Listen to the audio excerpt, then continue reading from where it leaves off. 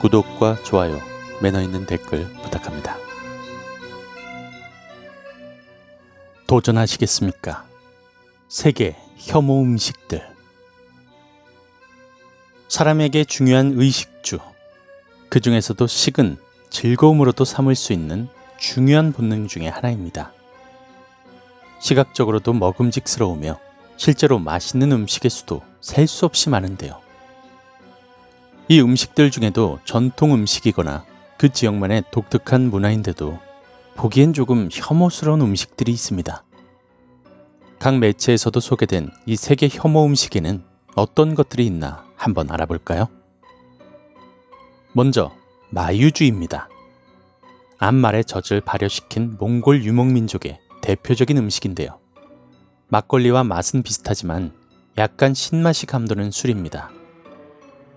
얼핏 보면 왜 혐오 음식인가 싶지만 마유주 특유의 비릿함 때문에 평소에 술을 좋아하는 사람들도 쉽게 마시긴 어렵다고 하네요.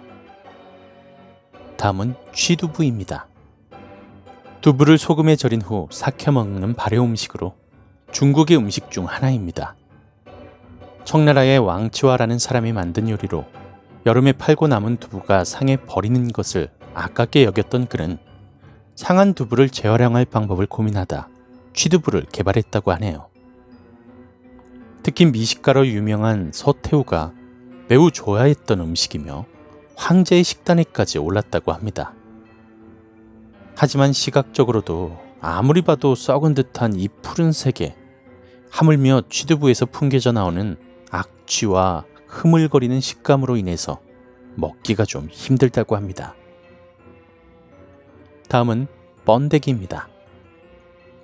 길거리 간식의 대표 음식 중 하나인 번데기.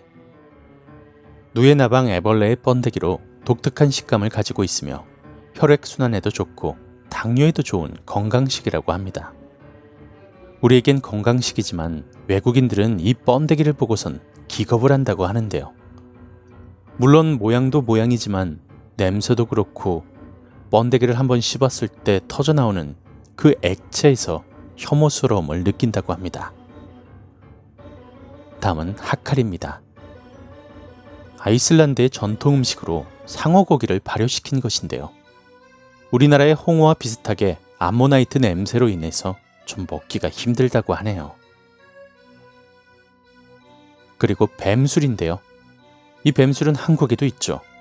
아시아의 정력제라고 불리는 술입니다. 이 뱀술은 머리가 위로 올라와 있는 것이 정말 좋은 것이라고 하는데요.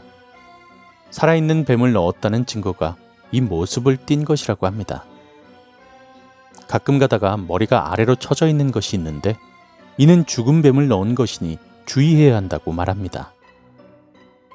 살아있는 뱀을 통째로 넣어 만드는 것이 특징이나 효능과 부작용이 확실치 않으니 조심해야겠습니다. 그리고 생지 와인이라고 들어보셨나요? 중국의 혐오 음식 중 하나인 술로 중국에서는 건강주로 알려져 있습니다. 아직 눈도 뜨기 전에 막 태어난 쥐들을 여러 마리 넣어 발효시키는 술로 생 휘발유를 마시는 듯한 맛이라고 하는데요. 어디에 좋은 것인지 그 효능은 확실히 밝혀지진 않았다고 하네요. 다음은 발롯입니다. 병아리가 부화하기 바로 전에 삶은 오리알로 태국이나 동남아시아에서 건강식으로 먹는 음식 중 하나인데요. 껍질을 까면 병아리가 보이기 때문에 시각적으로 거부감이 느껴지는 음식입니다. 털이 씹히기도 하고 식감 또한 먹기 쉽지 않다고 하네요. 시벳 커피입니다. 사양 커피라고도 하죠. 고양이 똥 커피라고 해서 널리 알려진 커피 중 하나인데요. 인도네시아에서 유명한 이 커피는 사양 고양이과인 시벳의 배설물을 통해서 만들어지는데요. 커피 열매를 먹고 배출된 똥입니다. 화학적인 반응으로 인해서 특이한 향과 색을 가지고 있으며 세계적으로 비싼 커피 축에 낍니다. 하지만 이 고양이를 양식처럼 잡아다 강제로 커피를 배출하게끔 시켜 학대 논란을 일으키기도 하죠. 취하입니다. 중국의 음식으로 살아있는 새우를 술에 넣어두었다가 이에 취하게 된 새우를 먹는 것으로 혐오감이 그리 심하지는 않은데요. 문제는 죽은 것이 아닌 살아있는 새우이기 때문에 혐오스럽다고 생각하는 사람이 있으니 혐오 음식에 속할 만하네요. 다음은 제비집입니다. 제비집은 말 그대로 제비집인데요. 절벽에 사는 제비집을 이용해 만든 요리입니다. 중국 황제가 먹던 귀한 음식으로 동양에서는 크게 거부감이 없으나 서양에서는 식감이 이상해 먹지 않는 것 중 하나입니다. 송화단.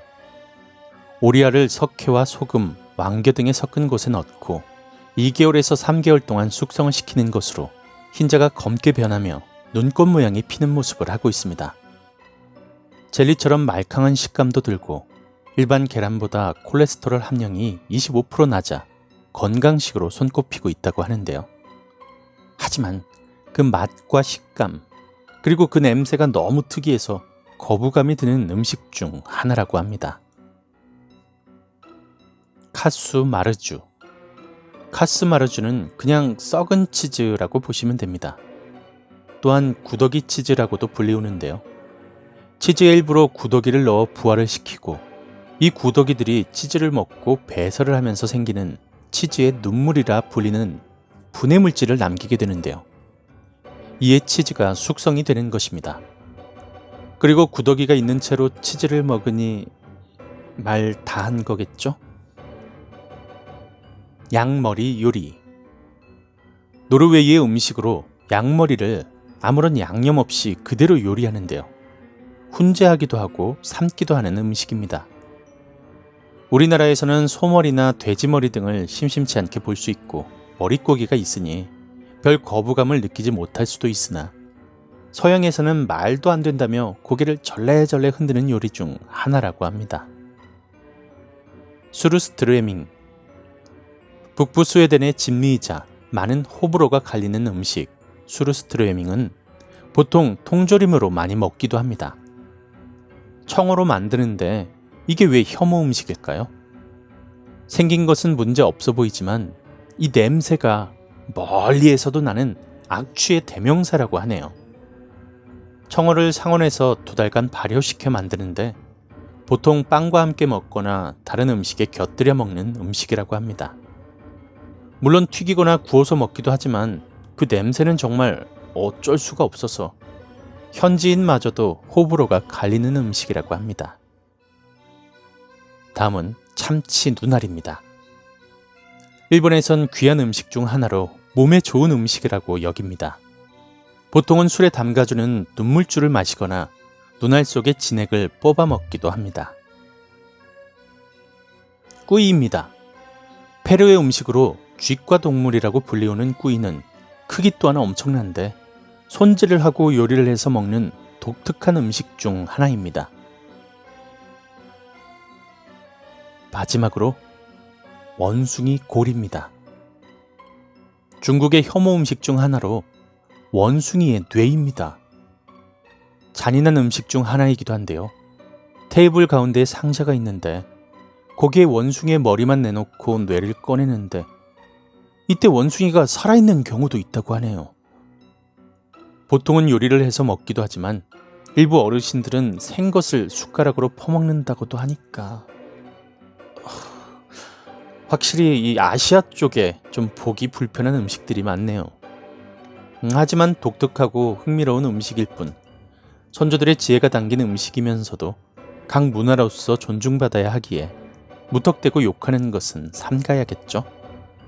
아무리 그래도 원숭이는